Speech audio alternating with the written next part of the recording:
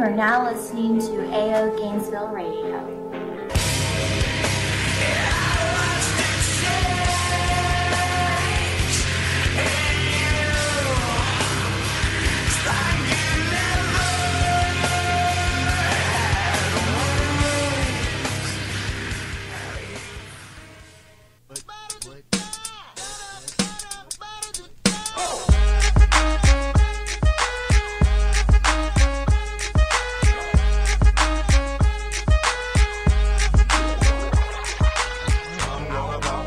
What's going on, guys? Welcome to AO Gainesville Radio once again. www.facebook.com/AO Gainesville, theamericanoutlaws.com. I'm here with Professor Andy Selpeck, and we're back. It's the doctor and me, myself, Shane Chernoff.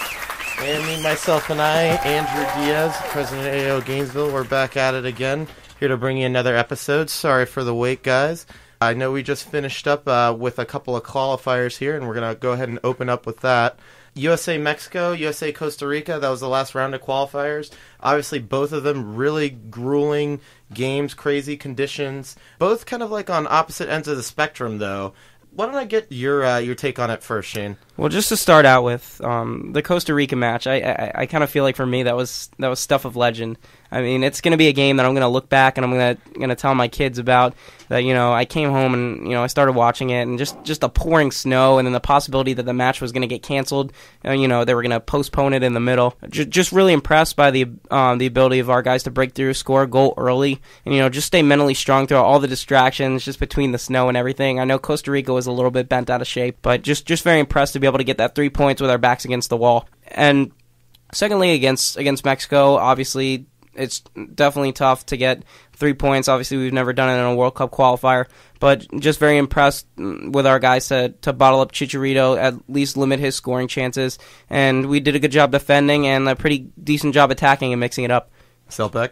I mean, the Blizzard match. I mean, I think you can just say Blizzard match and everyone's going to know what you're referring to. You and I were both kind of watching it in the same place. And Mother's Pub, by the way, guys. That's our official bar here in Gainesville for AO Gainesville. Twitter was absolutely blowing up. I had never seen the kind of attention that the U.S. national team was getting on Twitter as I did during that game. It was just incredible. I mean, I think it was. I mean, you just don't expect that for soccer. You don't expect those type. I mean, that is late playoffs NFL kind of snow. Yeah, that is Patriots versus the Raiders. Playing in Wisconsin, like Green Bay, you just don't see that for soccer. And you've got to figure the Costa Rican players were like, what is this rain that is coming down? This frozen rain. That's very sticky and like is making me very cold. I mean, I'm sure in the mountains of Costa Rica that there is snow, but how often do you think the Costa Rican players practice for that kind of weather? I mean, at the same time, probably most of the American players, I mean, that was a flat-out blizzard. Right. Visually, absolutely amazing to watch, and really an interesting game just because of the weather conditions. It's not too often that you see weather conditions not only of that sort for any sporting event, but weather conditions of any of that for a soccer match. But when you have just the visual, just amazing visual that it put on the TV screen of getting to see it, and then for the U.S. to get the 3 points is obviously going to be amazing. Them going down to Mexico, obviously, I think there was the idea, well, we'll play in Denver. Let's get a little bit of an attempt to get to that altitude to play in. But the weather conditions were not exactly the exact 180 opposite. American team was very lucky in terms of the time of the day they were playing. Also, the fact it wasn't that hot, which has always been the big downfall for the American team. It's been the altitude, and playing in, field conditions can get up to well over 110 degrees. Smog. And they didn't have to face that, which I think, to an extent, I think they lucked out, and that really helped the team. Yeah, for sure. And, I think a lot of U.S. fans have been kind of overcritical of the U.S. in these last two qualifiers. A lot of people are saying, we didn't generate enough offense these last two games and things like that. But what people need to realize is that we're in a transition period, and we're not going to be the team that we want to be overnight. And I know that a lot of people have been giving Jurgen Klinsmann breaks and saying, "Hey, he's rebuilding. It's not gonna happen overnight. We need to take baby steps." But this is a classic situation where we have dealt with injuries. Any good team is going to have injuries, or any team in general. And the good teams are the ones that get distinguished as good are the ones that are able to respond from the injuries and, replace their starters and still be effective on the field. And I feel like we did a good job of that. And I completely agree. And, being bit with an injury bug, it's something that your team has no control over. I mean, I came down with a cold this week. Like, do you think it was something that I wanted to do? No, obviously not. But for the United States, I think in World Cup qualifiers, I think people just should understand that, it's about the result. It's about the result and the points that you get, because as long as you qualify for the World Cup, obviously that's your end game. There are kinks that can be worked out down the stretch as you come down to 2014, a World Cup time in Rio, which last I checked was I think a little bit over, like 470 days, which got me really excited. Oh yeah, it's right around the corner. Just to throw that out there. But there are kinks that can be worked out, and I think the most important thing is not to overanalyze things and just really be concerned about results at this point and picking up points. Yeah. I mean, we were talking the last time about there still being the chance they may not make it.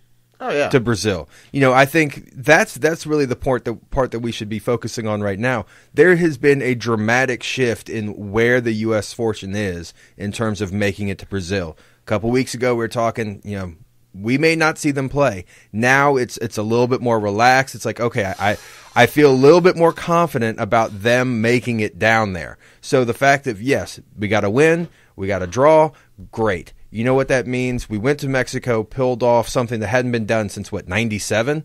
Yeah, I mean, Yeah. It has been 16 years. There were people who are watching that match who literally were not alive the last time the U.S. got a draw when it was an important game like that in Mexico City. So I think what they're looking at is something really special and really important. Yeah, and I think also a lot of people don't take into consideration just the weather conditions that they've had to encounter, these last two games. You go into a crazy, freezing point match where it's just a blizzard, the whole time, and then you go from that end of the spectrum to the other end where, you're playing a game on top of an inactive volcano, just smog everywhere, a bunch of, belligerent Mexican fans throwing stuff at you, it's a hard atmosphere to take in on both ends of the spectrum, so it's something where I feel like we got another couple of games coming up. We're going to talk about that in a second. We play Belgium on May 29th. We play Germany on June 2nd. Those are both friendly matches. And then we start back up qualifying again on June 7th against Jamaica.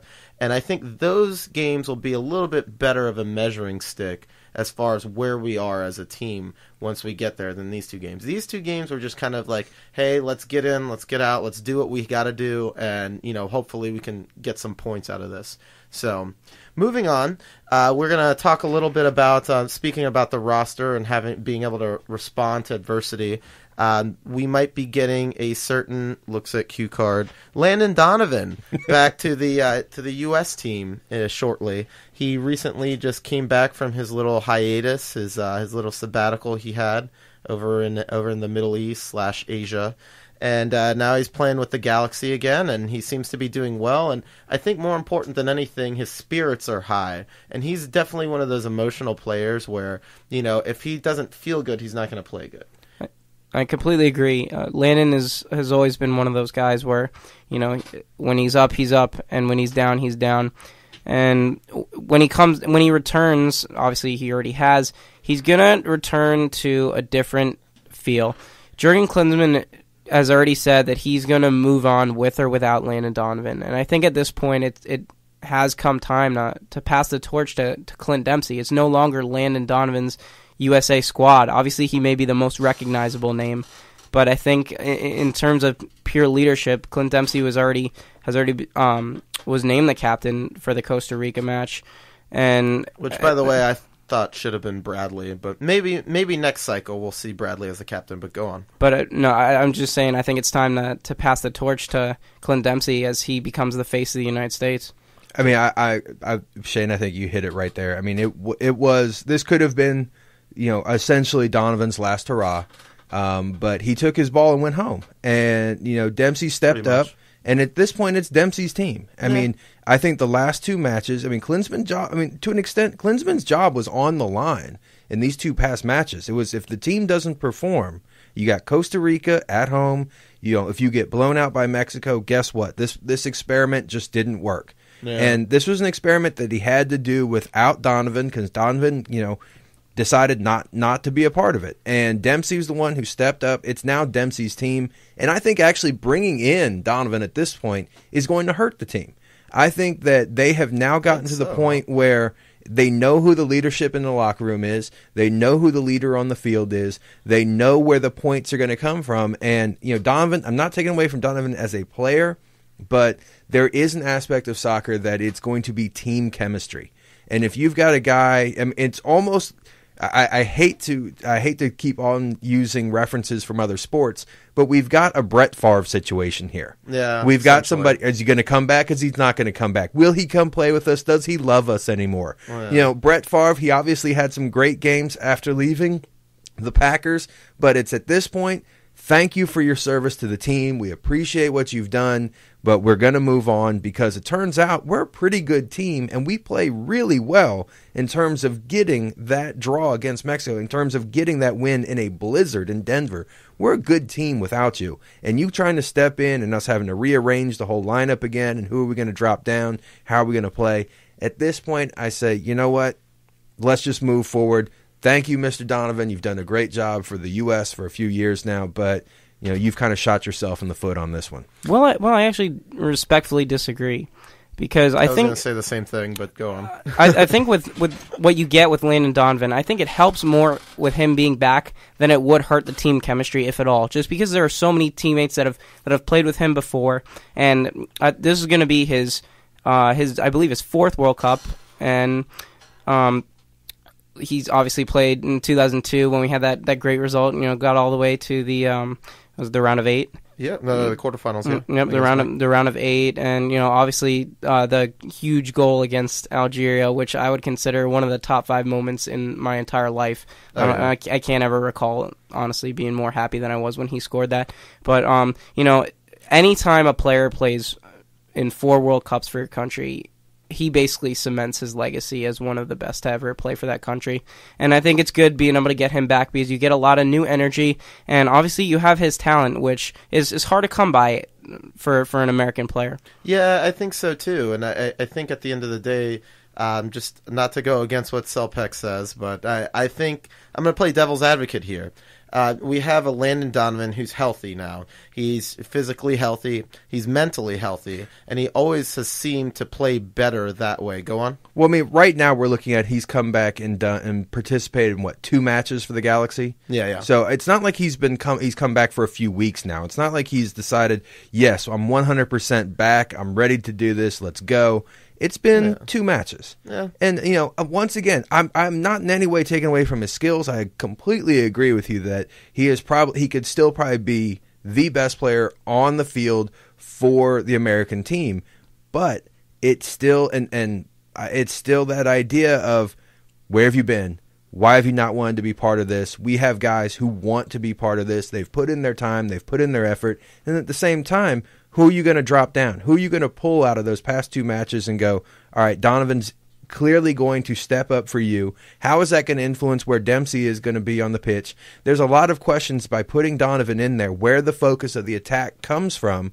And I've always been a bigger Dempsey fan than Donovan fan. I love Dempsey's game. He is just an angry man out there. He will curse and swear and punch and kick, and he's going to go at it. He's the deuce. And that's the thing. How is it going to change that on-field chemistry? Because in the past 2 matches, it really seemed to me, and once again, you gentlemen can disagree as much as you want. It won't hurt my feelings.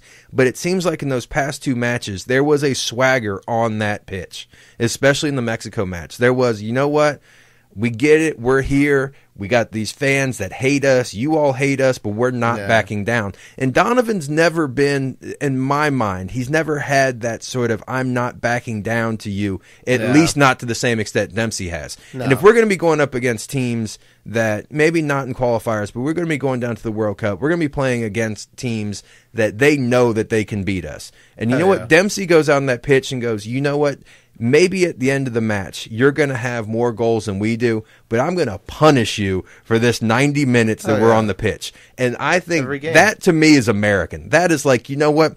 You may win right now, but I'm going to punish you for doing so. I'm going down swinging. Yeah, and that kind of killer, Donovan's got all the skills. He can fly down the pitch. I'm not taking that away. He's a great player, but I like the mentality of the team with Klinsmann there and with Dempsey as sort of the field general. Yeah, it's a killer instinct. Yeah. I know exactly what you're saying. I mean, I remember when I first saw Dempsey in the Italy game in 2006. I mean, you think he cared? No, he did not care. I mean, he was channeling his inner honey badger that game, just flying down the flanks, taking on players 1v1, and that was when he was still in MLS. But I think that's when I really decided. I was like, man, this guy's going to be good. Yeah.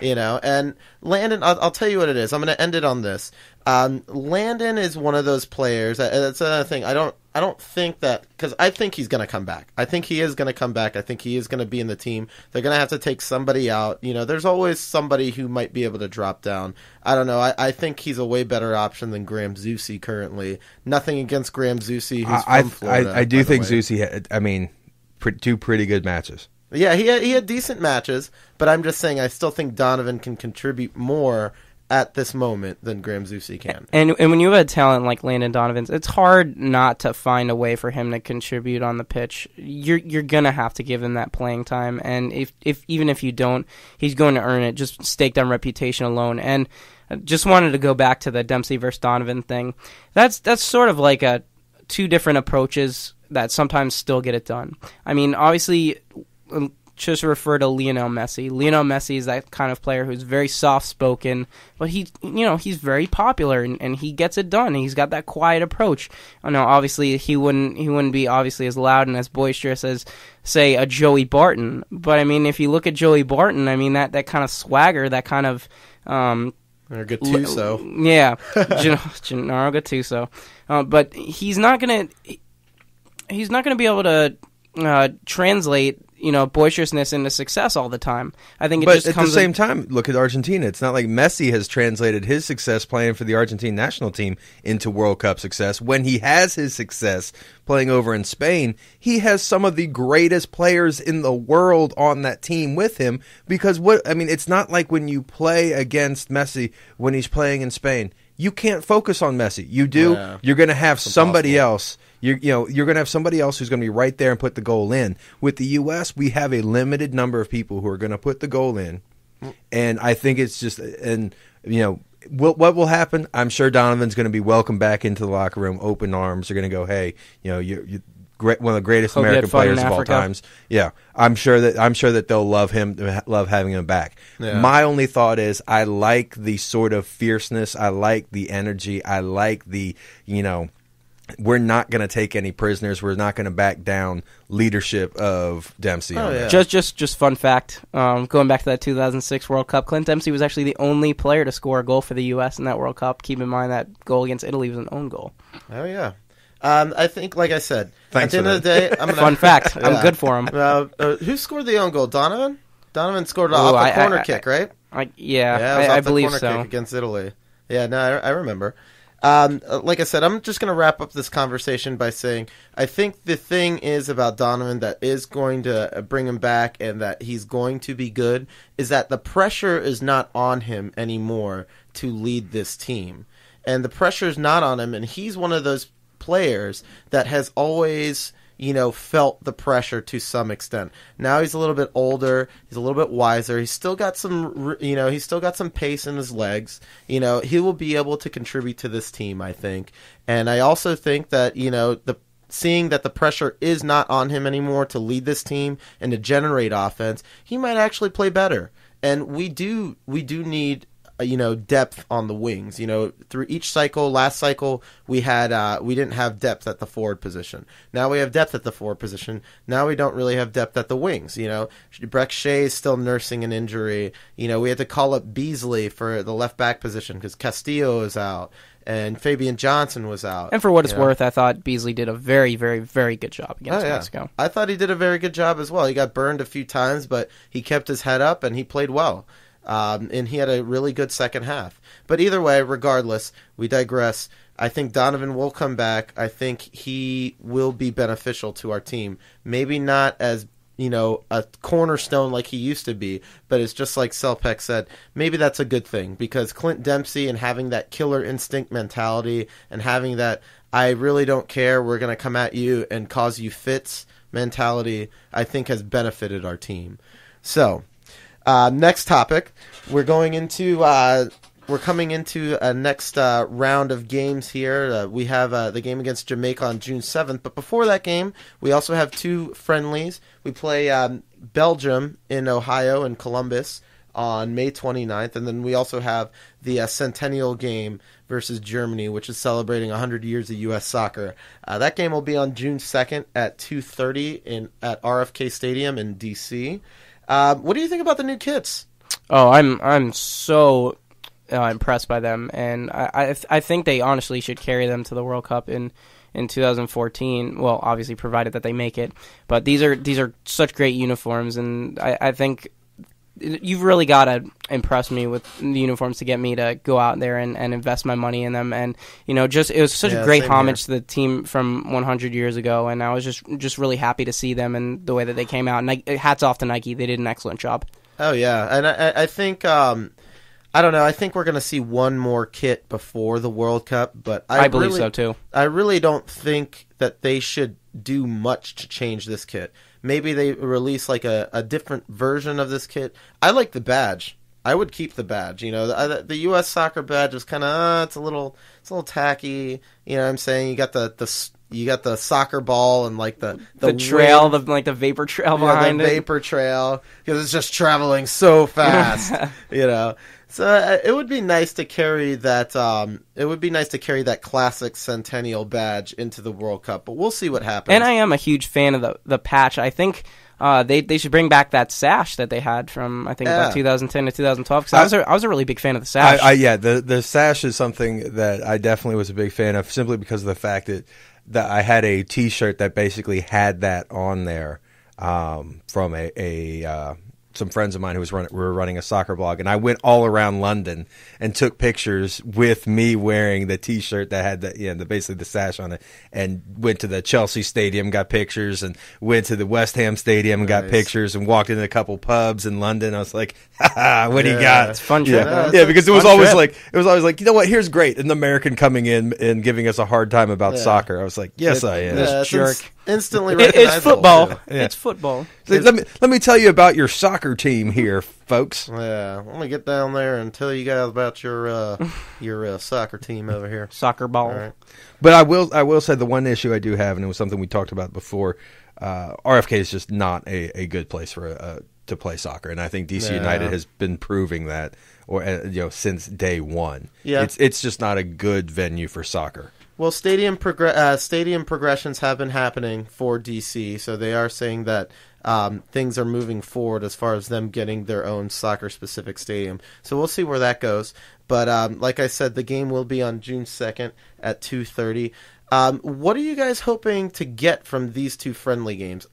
Me personally, I say, we bring like an experimental lineup. This actually wouldn't be a bad time to try and integrate Donovan again, especially against, top opposition like Belgium and Germany. Get his feet wet, get him ready for the Germany or for the Jamaica game, and maybe integrate a couple other players. I absolutely agree, and for the game against Germany in particular, just looking forward to seeing how the United States can go up against the last two times they've finished in third place for the World Cup, and obviously the German team is always an intimidating team, so it's going to be a very good measuring stick for this U.S. team. Obviously they beat Italy around this time last year, so it's going to be exciting to see them go up against a top flight European team again and see how that goes. Yeah, it will be, and I think that's the bigger matchup, just because it's the Centennial game and it's Germany. Obviously, everybody wants to see us play Germany with us having a German coach and whatnot.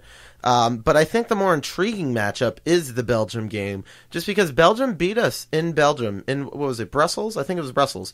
They beat us in Brussels last year, 1-0, and They had the lion's share of possession in that game, but we did have a couple of good plays. We had some good bright spots there, and it would be interesting to see us play a team like that on home field. And they're a team I feel like that is in our same, our same ballpark of talent-wise. Obviously, they have a lot of talent on that team. They have Eden Hazard. They have Fellaini. They got a lot of players playing in the Premier League and the French League, and the Belgian League is also very respectable. Sasha Klushton plays in the Belgian League now. Shout out to Sasha Klushton, by the way. So I think that will be a good measuring stick as far as where we are amongst this like muddled middle of teams that are still capable of making a run in the World Cup, but they haven't quite established their dominance yet. So it'll be interesting to see us play against Belgium. Germany, I think it'll be a good game as well. I mean, obviously the odds will be against us against Germany. I think Germany obviously is the better team. But we will be at home. We are celebrating 100 years of U.S. soccer that day, which, by the way, I don't know if anybody caught on and if anybody went to the festival in New York City on April 4th, but the U.S. soccer had a huge festival for the centennial. A lot of U.S. soccer alumni came out, Alexi Lawless, Michelle Akers, and I know a lot of AO people in NYC and Buffalo and whatnot got out there to enjoy themselves and meet some people. That was pretty cool. I think for at least the Germany match, my guess is what would have been better would have been to have found, I don't know, maybe play the match in Atlanta, see if there was somewhere in Mississippi or Alabama to put the match. I mean, D.C. at that time of year is going to be hot, but I would have maybe preferred somewhere where it was going to be a little bit warmer against the Germans. Well, I'm just happy. Turn up the heat. I'm just happy that they're going to be able to play two talented opponents before they get ready for that Jamaica qualifier, because it's going to have them warmed up. It's going to have them ready to go, and maybe Jamaica won't be as ready for it because they might not be playing some friendlies against opponents quite that good. But hopefully the United States will benefit from these two matches and they'll be warmed up. They'll be ready to go. Yeah, I think they will be. I think both of these matches will be good measuring sticks, like I said, for where we are currently. I think it's a little unfair to judge where we are tactically based on the last two matches, and I think these two matches are going to come at a time of year where we know we're going to get good weather, we're going to have good field conditions, we're going to be playing teams of high quality, and it'll be fun to see, especially, like I said, if we end up getting a lot of our players back. Bocanegra might be back in the mix. He's been playing recently for Racing Santander, and that was one of the reasons why he got dropped, was because he wasn't playing in the last round of qualifiers. He wasn't playing for Racing Santander, which is in the Spanish second division, by the way. He wasn't getting minutes there, but now he's finally starting to get minutes, so we might get Bocanegra back, we might get Donovan back, Fabian Johnson might come back, as far he looks to be on the mend as far as injury issues go. Well, let's hope so. For one of my favorite players, I really hope he comes back. He does a really good job cementing that back line. Not that I don't mind Beasley. Beasley did, like I said, Beasley did a great job. No offense to Marcus. Yeah, but I wouldn't mind seeing Beasley with some depth on the wings too. Not necessarily starting, but I wouldn't mind seeing him get called up as well, just to see what he has to offer us at the left mid position, at the right mid position, not just at left back. We got guys like Breck Shea coming back. So we got a lot of, this is a big transition period. We're going to see a lot of players coming in and going out, especially considering it's the summer as well. We might be seeing players from MLS like Omar Gonzalez getting shipped off to Europe or potentially even Mexico. So we'll see what happens. We got a nice group of games coming up, and it'll all be wrapped up at the beginning of June against Jamaica, which will more than likely be played in Kingston. Time is to be determined, but it is on June 7th. What do you guys think about this game? I'm excited. I'm excited for the game. Obviously, they had the final road qualifier, and it didn't fare so well in that original round of qualifying. But I think it was good to lose that game early, because it showed the United States that they're not invincible. And even though they got that goal so early, they were still able to fall behind. I think that's going to stick in the back of their minds, and I think they're going to be ready for redemption. They're going to go in there and hopefully get that same kind of energy in the first couple minutes, but also be able to sustain it through all 90. Yeah, and I think the other thing is that like we said earlier, the friendlies are going to prepare us for this game because I don't know if people are well aware of our history of playing in Jamaica, but we haven't been very good as far as picking up results in Jamaica. We've beaten Jamaica, of course, plenty of times at home, but in Jamaica, we haven't had very good results. And I think this year, this cycle might be our cycle to pick up 3 points or 1 point or whatever the case is.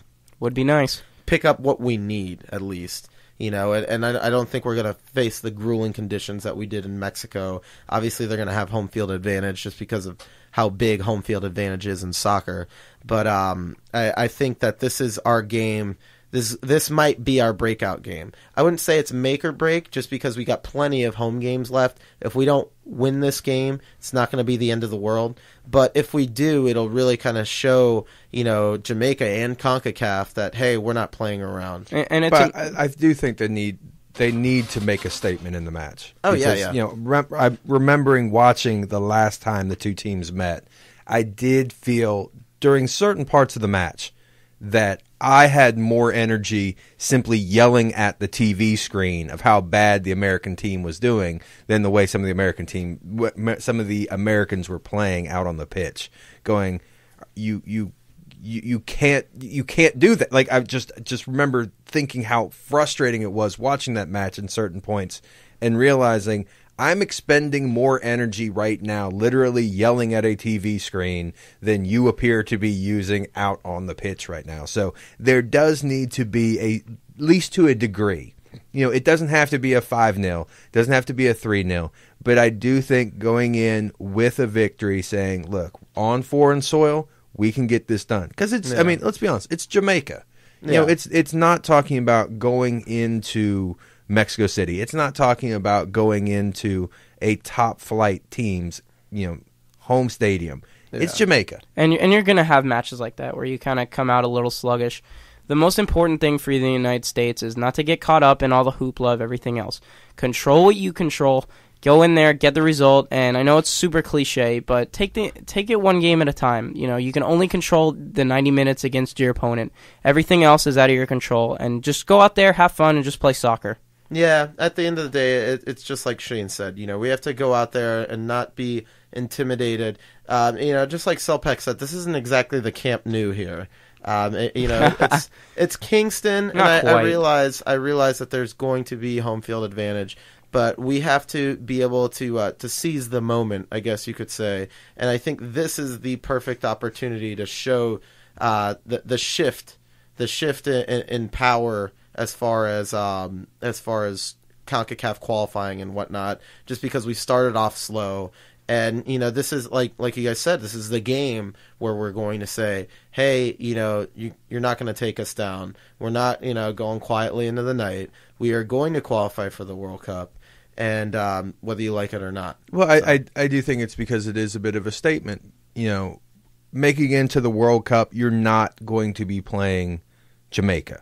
I mean, you are going to play the top flight European teams. You are going to be playing the top South American teams. If you go into Jamaica and you play without a lot of heart, you play with a lot of energy, it simply says to the rest of the world, this is still the same American team we see year after year that are just good enough to make it. Every once in a while, maybe surprise somebody, but it's a surprise. It's not because they're that good. It's like, oh, wow, look what the Americans did this year. Good for them. Yeah. They're going to lose the next one. If they go into Jamaica and it's another just sort of lackadaisical effort. That's exactly the word I was going to use, actually. Then it's really going to be one of those things where everyone's going to go, it's still the same American team. And they need to do more than that. Oh, yeah, absolutely. And it's just like you hit it right on the button. Jurgen Klinsmann, coming into this cycle, said himself that, we weren't a bad team under Bob Bradley, but he's looking for that next level. He wants that next level of production from our team as far as fitness goes, as tactics goes, as far as pushing yourself to the limit on the club level. If you feel like you can reach that next level, he has propelled players to go across the pond in Europe, like Breck Shea and Jeff Cameron and people like that. So I think it just goes back to that philosophy of, hey, we are trying to get that to that next level of soccer team. And I feel like that we're not that far away, and this game might be, like you said, that statement that we need to make. And we'll find that out as as it unfolds. By the end of this cycle, we'll know if we really made that big step up. But in terms of other teams' expectations of us and what other teams think of the United States, it might be nice to fly under the radar and have other teams underestimate the United States, because if they can do that, then there's that opportunity to go in and shock some people and go a little bit farther than anyone really expected. But that goes back to what I was just saying of they surprise people because no one expects anything. At this point, it's been decades of not expecting anything. It's time for it to not be, it's the Americans, they're going to be decent, maybe they'll surprise somebody. It should be, who we don't want to face? Yeah. The Americans. Yeah. Instead of, thank God we've got the Americans, in our first match or our second match, because at least we know we've got at least a draw that we're looking at. The cardiac kids. It needs to move beyond that. And I think the Jamaica match, depending on the attitude that they have, and depending on who's going to be out there in the pitch for them, if they come out and they just crush Jamaica. And by crush, I mean, we're not talking, like I said, we're not talking 5-0. But if it is a dominating match on both sides of the pitch, and it's just, the American team always, from the beginning to the end, 90-plus minutes, then I think it does send the message, guess what, folks? This is not going to be your grandfather's American team. This is not your mom and dad's American team. This is the 2014 American team. The new era. And I think it'll open up a lot of eyes, too, just because there are soccer fans in the U.S., and there's plenty of soccer fans in the U.S. that don't even go for the U.S. because they say that technically we're not up to the standard of other teams. There's a lot of quote-unquote Euro snobs in the U.S. I don't know if you guys know about that terminology. That just means people that don't watch MLS, that only watch European leagues. It's not as good as what you see in Europe. Yeah, exactly. Well, but at the same time, we've talked before about going to the USA-El Salvador match in Tampa, and there being, the Outlaws, and then everybody else was an El Salvador fan. So there's also that aspect that you deal sometimes with American fans. Oh, yeah, absolutely. And I think that's what I'm saying. It'll open the eyes of the casual soccer fan here in America, because I hear it in my classes all the time. Oh man, the U.S. isn't going to do this or that or whatever. I got a teacher, I won't say his name, but shout out, sports admin teacher. He tells me all the time about how the U.S. He's from Trinidad, and he tells me all the time about how the U.S. doesn't produce enough and this and that and whatever. Not to mention that Trinidad isn't in qualifying anymore. All right, I won't. That's all. I'm just saying. But, it's people like him that are overly critical of the team. If we beat a team like Jamaica away from home in Kingston, it'll send a huge message. So it's definitely something that I'm looking forward to. That about wraps up our show. I just wanted to take time to tell you guys, I just posted on the Facebook page a couple of days ago a Volkswagen ad of Michael Bradley. And he's doing a little commercial, I believe, with Daniela De Rossi for Volkswagen. Yes. Yeah, it's pretty cool. It's in Italian, but he's definitely getting his paper over there. So props to Michael Bradley. Keep doing your thing, man. Oh yes, I'm gonna have to check that out. I haven't seen it yet. Yeah, definitely take a look at the page for that. It's www.facebook.com/AO Gainesville. Follow us, like us, come out for the games. On May 29th, we play Belgium once again. June 2nd, we play Germany. June 7th, we play Jamaica. We will all be at Mother's Pub and Grill for all of those games. I might actually be going to D.C., so I might not be there for at Mother's for the D.C. game. And I've already started making plans for the 9th of September. Oh, Columbus. The 11th of September. Yes. No, the 10th. 10th. It's the 10th. But I'm making my plans to be there on the 11th as well, because I feel as though you need a recovery day. Man, you guys are all way ahead of me. Man. I need to get my Need to get my Rolodex together. I know. I still got to finish my finals. Let's get to that first. So, but That's why he's the doctor. Yeah, exactly. So he's ahead of the game. I'm planning in September. You all can plan for what you're doing this weekend. No, I hear you. I'm getting my my tax refund soon, and I will be saving up for that game as well. For those who don't know what he's talking about, the U.S. plays Mexico at home September 10th this year in Columbus, Ohio, and I haven't been yet, and it's definitely an experience. It's pretty much like an AO rally. You know, I mean, there's pretty much every chapter under the sun goes to that game, and it's just one big party. You know, obviously Columbus isn't New York City or LA, but you'd be surprised at you know how much fun you can have in Columbus. So it'll definitely be something to look forward to, guys. I just wanted to end this on one more note. I just renewed my subscription to AO to American Outlaws. We need more members. You know, at the end of the day, we're trying to get to 25. We're just over 20 right now. I have a promise from one of our chapter members, Andrew Martinez. Shout out to Marty. I'll see you in DC, man. But I have a pact with him that our 25th member will receive a 24 case of beer. So, and I'm a man of my word, and so is he. So we will, we'll be glad to give that to the 25th member. And even if you're not, you know, it's good being part of the family. You'd be surprised at how many people I've met through AO and how many friends, you know, I've made through AO. So definitely take a look at signing up. You know, it's great to meet new people, especially people that like U.S. soccer. So if you're interested in signing up, it is theamericanoutlaws.com/membership. And when you sign up, be sure to put other, and it'll give you an open box to put in what chapter you want to join, because we're still in an official chapter. And be sure to write in Gainesville. That way they can add to our tally. So, like I said, you know, I'm looking forward to getting more members. I'm looking forward to becoming an official chapter. And I hope to hear from all you guys soon. And we'll be back with another episode relatively soon, probably a preview for the next round of games coming up. Probably right before the games, and we'll see what happens. Guys, thanks for coming out. This has been AO Gainesville. Thanks, Selpec, Shane. Thanks for listening, guys. Yeah, thanks for listening, guys, and we are logging off.